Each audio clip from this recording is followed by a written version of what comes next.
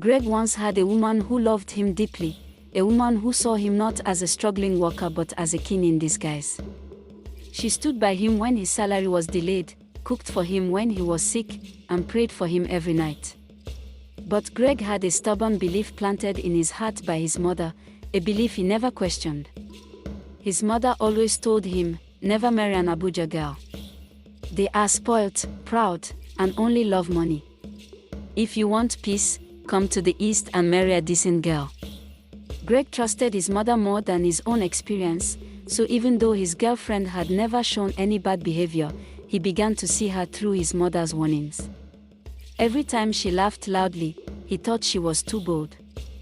Every time she dressed nicely, he thought she wanted attention. Slowly, his love turned into suspicion. One evening, he told her the words that broke her heart like glass. I can't marry you. Abuja girls are not wife material. She stared at him as if thunder had struck her ears.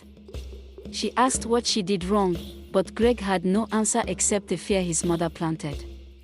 The woman cried, begged, and promised she would always respect him, but Greg had already closed his heart. He walked away, leaving her standing under the fading evening light, her tears falling silently to the ground. That night she cried until her voice disappeared, but Greg slept peacefully, believing he had made a wise decision. He did not know he had just thrown away a blessing many men searched their whole lives to find. Months later, Greg traveled to the East as his mother wished and married Mira, a woman whose beauty made people whisper when she passed. She was calm, soft-spoken, and respectful in front of elders. Greg's mother praised her endlessly. This is a real wife, she said proudly. Greg felt victorious, convinced he had chosen wisely. After the wedding, he brought Mira to Abuja and showed her his apartment. It was clean, simple, and peaceful. Greg expected her to be grateful, but Mira's smile faded slowly as her eyes moved around the room. She tried to hide it, but disappointment sat on her face like a shadow. She had imagined city life filled with luxury, not a quiet neighborhood where nothing exciting happened. She thanked Greg politely, yet inside she felt cheated by her own expectations.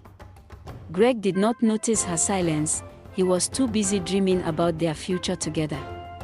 That night, while he slept happily, Mira lay awake staring at the ceiling, thinking about the shining cars she saw on the road and the glamorous women she noticed in the city. A thought slipped into her mind like a whisper, this life is too small for me. She did not know that this single thought would soon grow into a desire strong enough to destroy trust, love, and peace.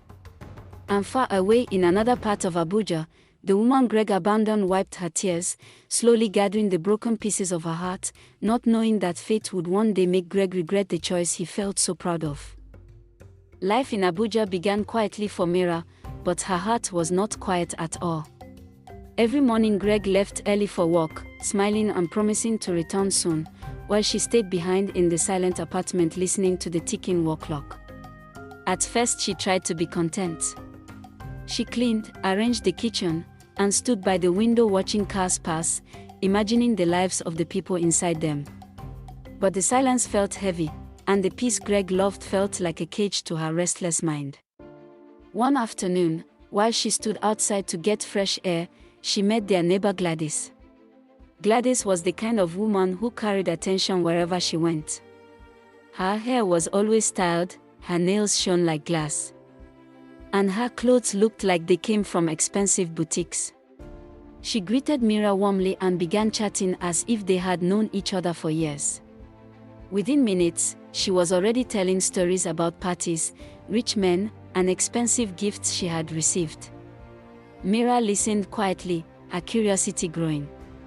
Gladys looked at her carefully and said, "You are too beautiful to be hiding in that flat every day. Abuja is a city of opportunities. People become rich here overnight." Mira laughed shyly, but the words entered her mind and stayed there, echoing softly long after Gladys went back inside. From that day, Gladys became her daily companion. Whenever Greg left for work, Gladys would come over or call Mira outside, always dressed as if she was going somewhere important. She told Mira stories about women who met powerful men and suddenly started living like queens. She described expensive restaurants, private lounges, and luxury cars that waited outside nightclubs. Mira tried to act uninterested, but her eyes betrayed her excitement. She began to compare her life to the glamorous pictures Gladys painted, and the comparison made her feel small. One afternoon Gladys said gently, "My dear, Abuja is not for people who hide. If you want your life to change, you must step out and be seen." That sentence stayed with Mira all evening. When Greg returned that night and happily described his day at work, she barely listened. Her thoughts were already drifting toward a different world, one filled with music, lights, and admiration. Greg noticed her silence and asked if she was all right. She forced a smile and said she was just tired. But inside her, something had already begun to shift. The content village girl Greg married was slowly disappearing, replaced by a woman whose dreams were growing larger than the life her husband could offer. And like a seed planted in fertile soil, Gladys's words were beginning to grow roots deep inside her heart. Mira's change did not happen suddenly, it crept in slowly, like evening darkness entering a room before anyone notices the sun is gone. She began paying more attention to her appearance, spending longer hours before the mirror, trying different hairstyles and practicing smiles. She told herself she was only trying to look good for her husband, but deep inside she knew she wanted more than Greg's admiration. Gladys kept feeding her imagination with stories of glamorous women who rose from nothing to wealth just by meeting the right people. One afternoon Gladys arrived excited, her eyes shining. "There is a small gathering tonight," she said. "Just classy people. Nothing wild. Come with me. You need to see the real Abuja." Mira hesitated. She knew Greg would not approve, but the curiosity burning inside her was stronger than her caution. She agreed, telling herself it would only be once. That night, after Greg slept, she dressed quietly in a fitted gown, sprayed perfume, and slipped out. The city looked different at night, brighter, louder, alive. Cars flashed past like shooting stars, music floated in the air, and laughter spilled from buildings filled with people who looked rich and confident. Mira felt her heart race, not with fear, but with excitement. For the first time since her marriage, she felt alive. Inside the lounge, men stared at her as if she were a rare jewel. Some smiled, some nodded respectfully, and one even sent her a drink without speaking. Mira's confidence grew with every glance she received. Gladys whispered proudly, "You see. I told you. Abuja rewards beauty."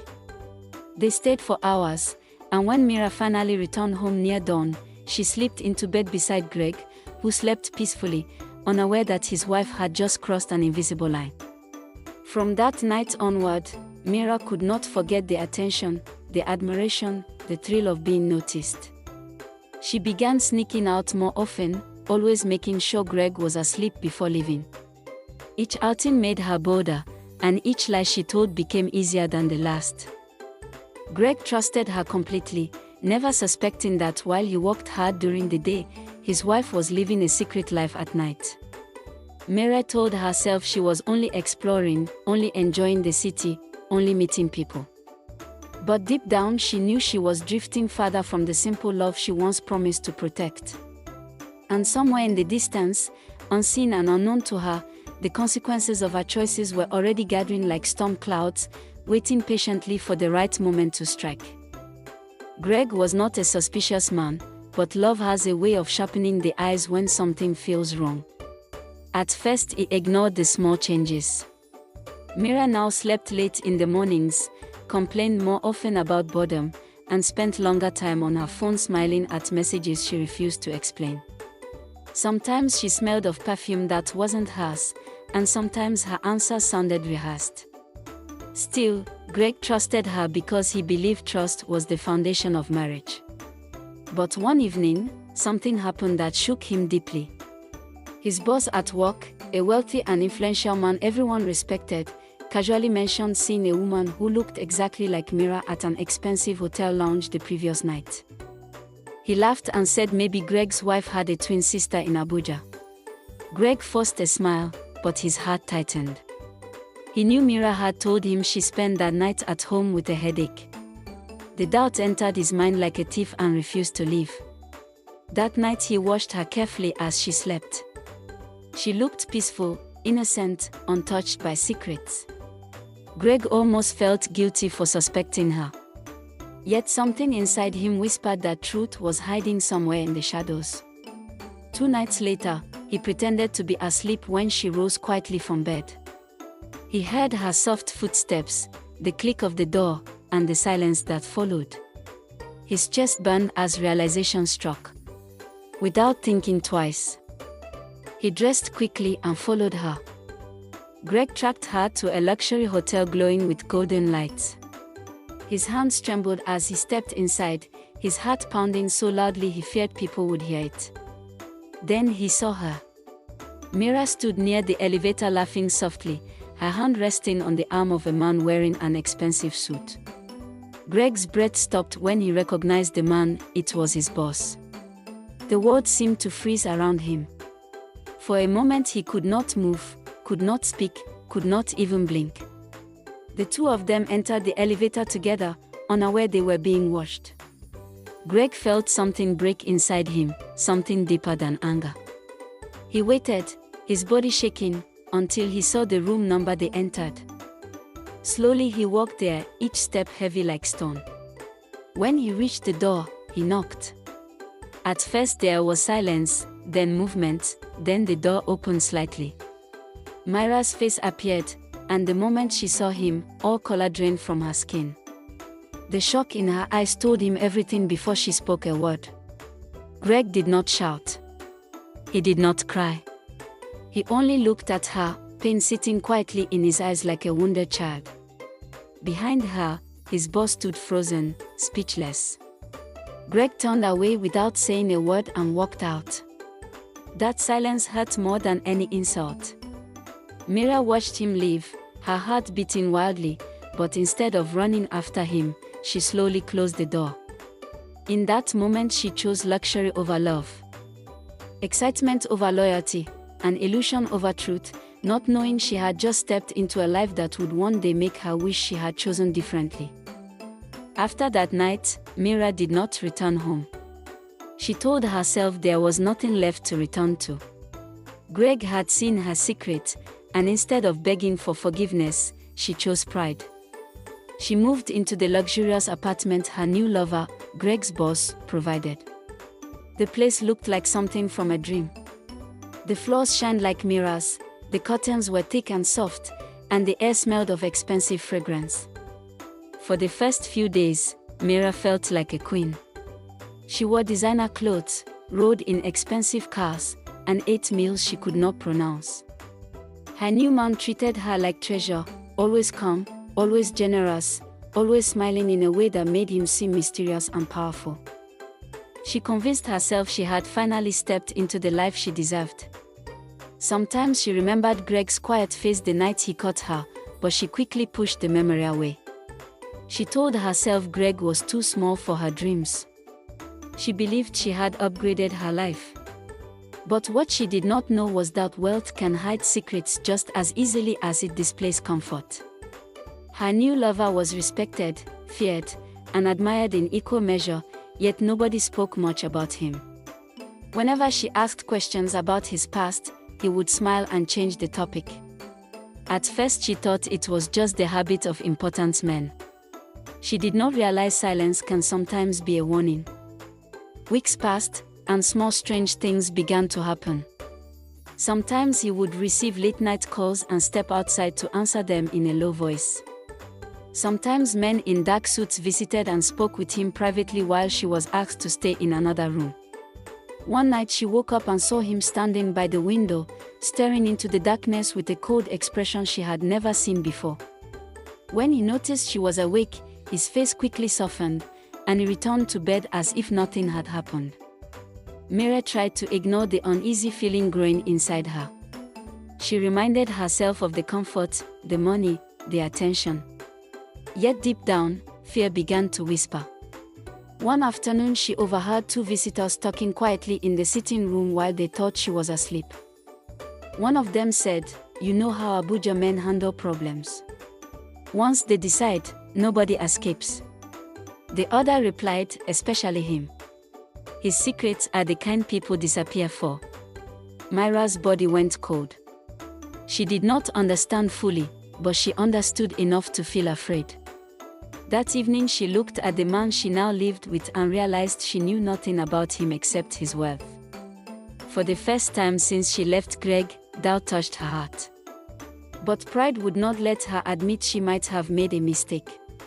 So she smiled, dressed beautifully, and followed him to another fancy dinner, pretending everything was perfect while fear quietly settled beside her like an unseen shadow she could not escape. Greg had always appeared calm, gentle, and harmless to everyone around him, but the truth about his life in Abuja was far darker than anyone could imagine. His quiet, simple demeanor hid a network of power, influence, and danger. Unknown to Mira, Greg had a family elsewhere, a wife he had never divorced, a woman who ruled his life with an iron fist. For years, he had kept his two worlds separate, the obedient, respectful facade he showed everyone, and the private, dangerous life that was built on fear and absolute control. Mira thought she had won the city with her beauty and ambition, that she had escaped the small life Greg offered, but she had walked blindly into a trap. She didn't realize that Abuja men like Greg protected their secrets fiercely. And anyone who crossed the line could disappear without a trace. When she started sneaking out to meet rich men, she unknowingly triggered a chain of events that exposed her to the wrong eyes. The danger she had never imagined was closer than she thought, and the man she had betrayed for wealth was far more lethal than she had ever known. One morning, Mira's world turned upside down. She returned from a lavish hotel visit to find the apartment unusually silent. Before she could react, the door swung open, and there she saw her, Greg's real wife, a tall, commanding woman whose reputation in Abuja's elite circles was legendary. Without a word, the woman grabbed Mira by the arm and dragged her into the living room. Her presence alone made Mira's heart race. This was no ordinary woman, she was ruthless, powerful, and unforgiving. Mira tried to explain, tried to plead, but the woman only laughed coldly, her eyes sharp as knives. "You thought you could take what was mine. You thought you could play in my city without knowing whose house you were in," she snapped. Greg appeared behind her, his calm face a mask hiding a storm. Mira suddenly understood the deadly truth. Greg had not only lied about his life, but he had built a world where crossing him could cost everything, even life.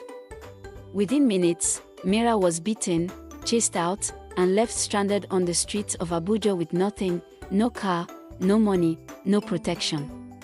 Fear gripped her completely. The city that had once promised excitement now became a nightmare. She realized, too late, that ambition, beauty, and desire could not save her from a man whose secrets were life-threatening and a woman whose power had no limits. The luxury she had run toward had vanished, replaced by the terrifying reality of a city that devoured the careless. And she had become its newest victim. After everything that happened with Mira, Greg felt the emptiness of his choices more than ever. The apartment felt hollow, and even the power and wealth he wielded could not erase the memory of the woman he had left, the one who had loved him without question. He knew she still lived in Abuja, somewhere in the city he had once thought too small for his ambitions.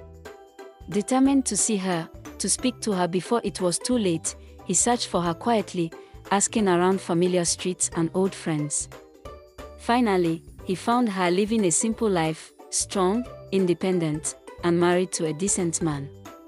She had rebuilt herself in the city he had abandoned her in, creating a life untouched by him. Greg's heart ached. Seeing her happy, with a man who treated her well, he realized that some doors close forever, and no amount of regret could open them again. Mira's betrayal and the dangerous truth about his current life had shaken him, but the sight of his ex, calm, content, and flourishing, showed him what he had truly lost. He wanted to call out to her, to beg for forgiveness, but the timing was gone. She had moved on, and he could not undo the past. Meanwhile, Mira's own life had collapsed spectacularly. The powerful wife of Greg, whose deadly reputation she had underestimated, had returned without warning. She had beaten Mira, publicly humiliated her, and left her stranded on the streets of Abuja, without money, without protection, and without hope. The city that once promised her freedom and luxury had turned into a trap, teaching her the harshest lesson: ambition without caution can destroy even the most beautiful dreams. Greg, meanwhile, met someone new in Abuja, a woman calm, trustworthy, and grounded, who reminded him of what he had once taken for granted. He fell deeply in love with her, choosing to marry her without fear of rumors or prejudice. Finally learning to trust his heart rather than his mother's warnings. Mira, wandering the same streets she once sought to conquer, could only watch silently as the man she had betrayed found the life and love she had rejected. Abuja had shown her its glamour, its danger, and its unforgiving reality. By the time she understood the price of her choices, it was far too late. Some hearts cannot return, and some secrets are deadly enough to destroy anyone who dares cross them.